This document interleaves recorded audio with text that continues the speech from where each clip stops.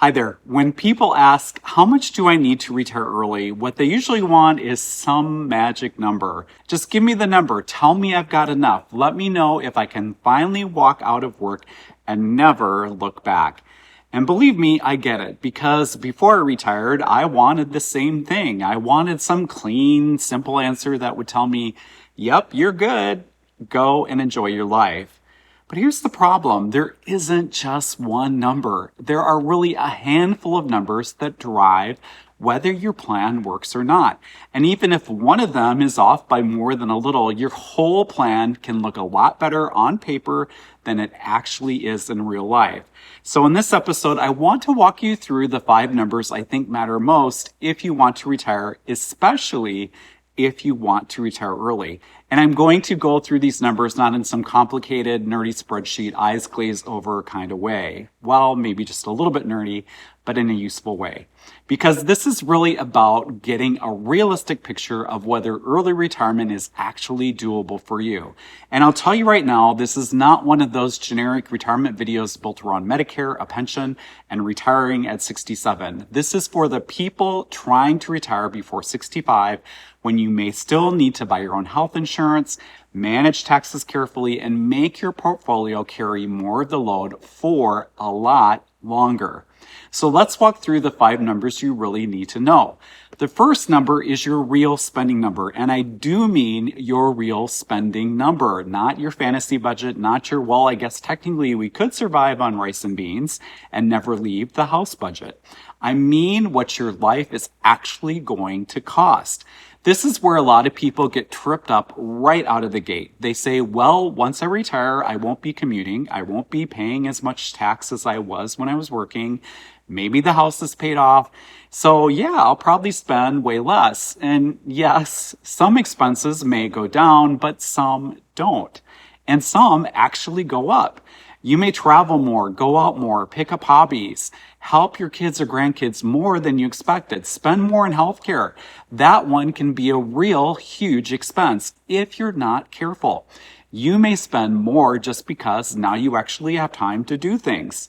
Funny how that works. So before you can even begin to answer the question, how much do I need to retire early?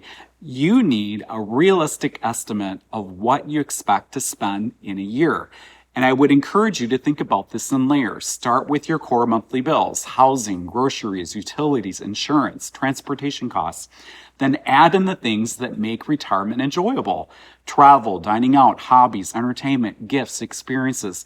Then add the irregular stuff people forget about. Car repairs, home maintenance, replacing appliances, vet bills, trips, and the fun things too. Stuff that isn't monthly, but definitely still shows up.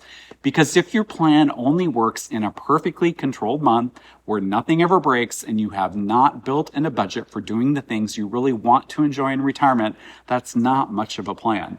Now, for some people, that number might be $50,000 a year. For others, it might be $80,000. For others, it might be $120,000 or more. There is no universal correct number, but there is a correct number for you. The second number is your health insurance number. And for early retirees, this is a huge one.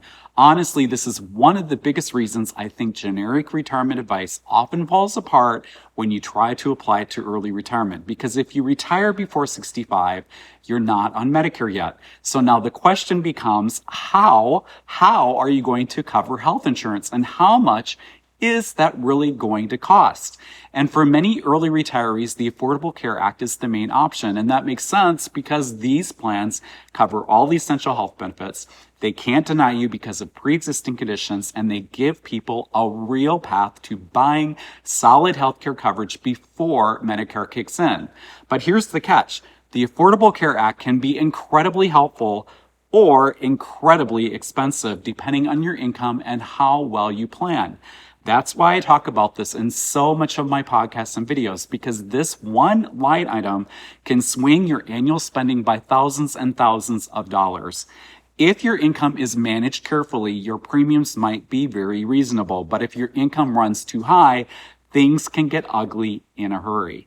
And now that the enhanced subsidies are gone, ending last year, this matters even more because for 2026, The 400% federal poverty level or FPL cliff is back. And yes, I said cliff because that's exactly what it is.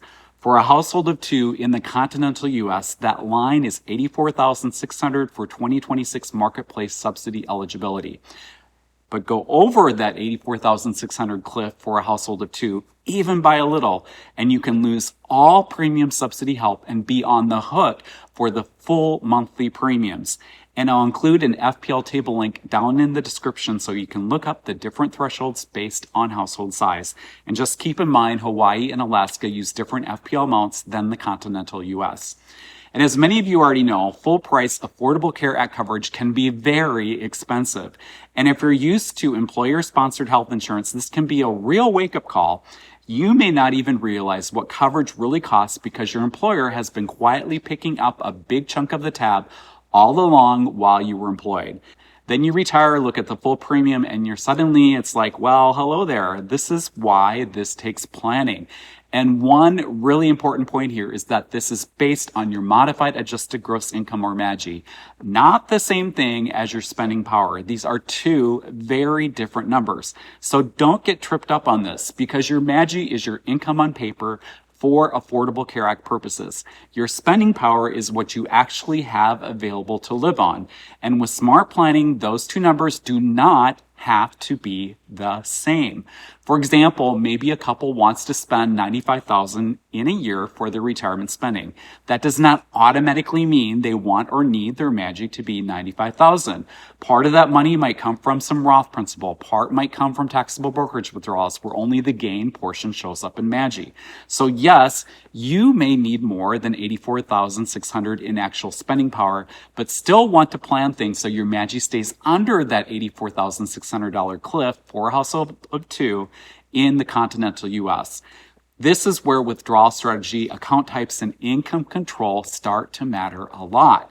And this is also why early retirement income planning is not just about how much you spend. It's also about where that money is coming from and what shows up on your tax return. And when I say you need to know your health insurance number, I don't just mean your premium.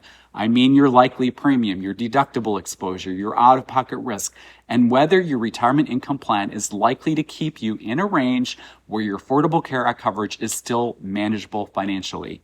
And if you want to go deeper on that whole Affordable Care Act piece, I've done several videos on it already, and I'll include links to these in the description.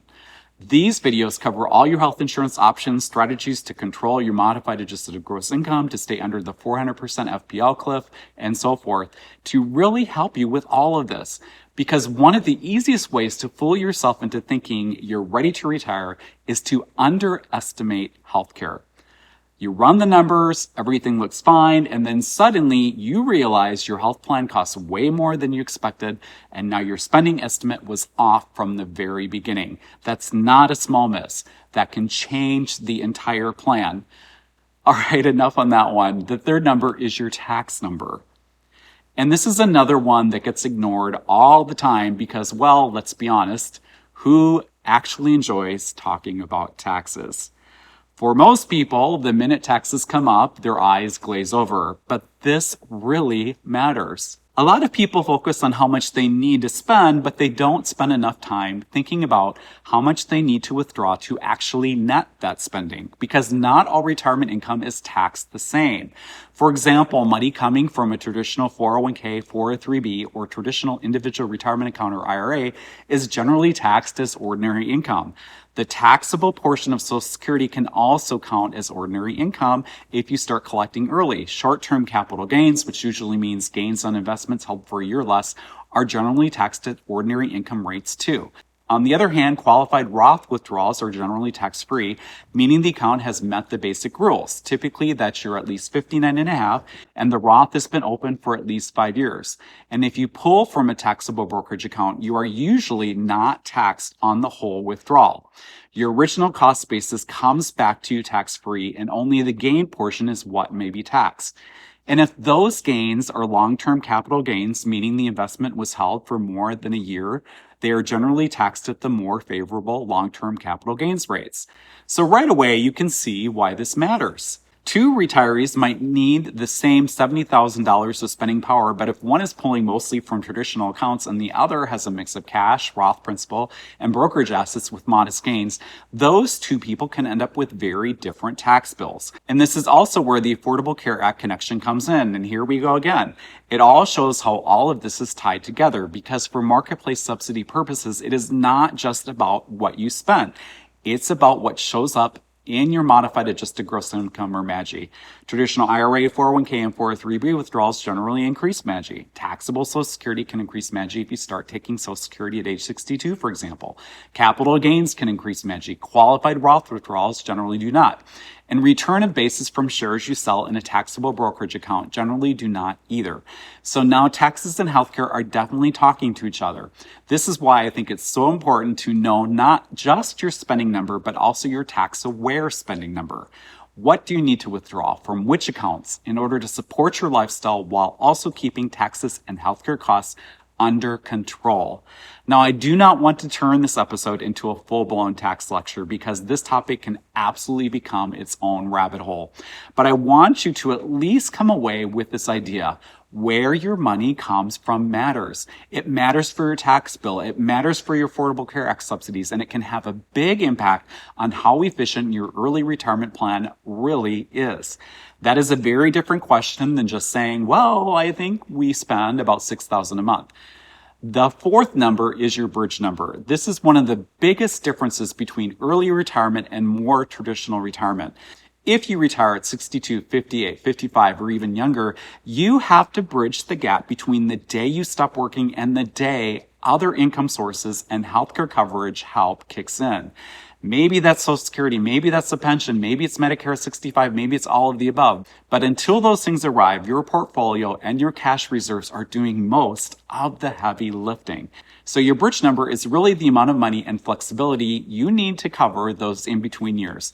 And the longer that bridge is, the more important this becomes. This is where people can run into trouble if they say, well, I'm eligible for Social Security later, so I'm fine. Well, maybe, but what has to happen between now and then? And what if Social Security doesn't cover all your expenses? For many, it doesn't.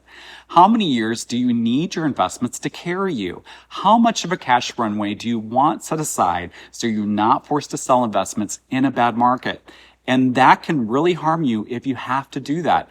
It's really important to have a solid cash runway, and I'll include a dedicated episode I recently did on that in the description, so that not only talks about determining how much you need, but how to build and where to store it too. So a bridge plan really matters a lot, because early retirement isn't just about whether the plan works eventually. It's about whether it works in the years immediately after you leave work, when your portfolio is often the most vulnerable. The fifth number is your portfolio support number. This is where you pull everything together and ask the big question. Based on my spending, healthcare, taxes, and bridge years, how much does my portfolio need to support each year? That is really the heart of it, because once you know how much has to come from your investments, now you can start pressure testing the plan and ask questions like, what withdrawal rate does that imply? Is it reasonable? Does it still work if the market has a rough first few years? Do you have flexibility to cut spending if you need to? Could part-time income make a big difference? Could delaying Social Security improve the plan later on? This is where the answer stops being emotional and starts getting more concrete. And that's a good thing, because I know when you're thinking about retirement, especially early retirement, it's easy to get caught between two extremes. One side says there's the you can totally retire on almost nothing, just believe in yourself crowd. And on the other side, there's a crowd that makes it sound like if you don't have a giant pile of money, zero uncertainty, and every last detail figured out, then you have no business retiring yet. When the reality is that most people are somewhere in the middle. They just need a realistic framework. And that's really what these 5 numbers are. A framework, not a magic formula, not a one-size-fits-all answer, but a much better way to think about the problem. So let's quickly recap the 5 numbers. Number 1, your real annual spending. Number 2, your health insurance number. Number 3, your tax number. Number 4, your bridge number. And number 5, your portfolio support number. If you know these 5 numbers, you are far closer to answering the question, can I retire early and how much do I need, than someone who's just chasing one big generic target number they saw online in a YouTube video or heard on a podcast. Because the reality is, 2 people with the exact same portfolio can have completely different early retirement outcomes depending on their spending, taxes, healthcare costs, and how they manage the years before Medicare and Social Security, and how many years they need to cover before those kick in. That's why this matters. And honestly, this is also why I think so many people either retire too scared or work longer than they probably need to. They're trying to make a huge life decision using incomplete math. So if you've been asking yourself, how much do I need to retire early? I'd encourage you to stop looking for one magic number. There is no one size fits all magic number because everyone's situation is different. I repeat, everyone's situation is different. So please, please, please stop searching for that. Get real and start getting clarity on these 5 numbers so you get the numbers that are customized to your situation and needs. Now, if you're thinking, okay, Mike, this makes sense, but I'm not sure I want to figure all of this out by myself, that is completely fair. And you don't have to figure this out by yourself, and nor should you if you're not comfortable, as it's a huge decision. Certainly get help from a professional, and it can be well worth the money. A good financial planner can help you think through the moving parts, spot weak points in the plan, and give you more confidence in the decision. And really, this is something you are going to have to figure out one way or another at some point. Another option is to use a tool like Bolden, or start with that to make your plan and then review it with a professional. That's what I did. Bolden is a planning tool I personally used and still use myself to monitor my retirement. It's a great tool for modeling all of this, testing different what-if scenarios, and seeing how changes to spending, taxes, healthcare, or withdrawals affect the plan. I found it incredibly helpful because it let me pressure test things and build confidence before I actually retired.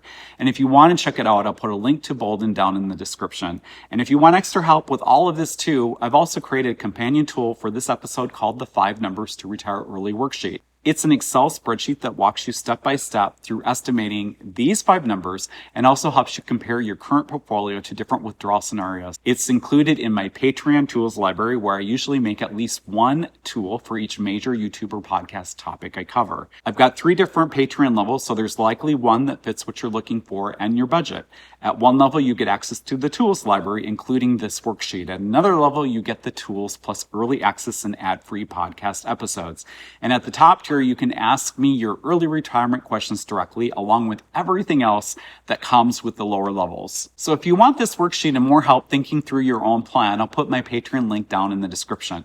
The main thing is, do not let this topic stay fuzzy forever. Whether you work through it yourself, use Bolden or another tool, talk to a professional, or ask me questions via Patreon, whatever you decide to do, the goal is to get clarity. And once you have the clarity, you may be in a better position than you think.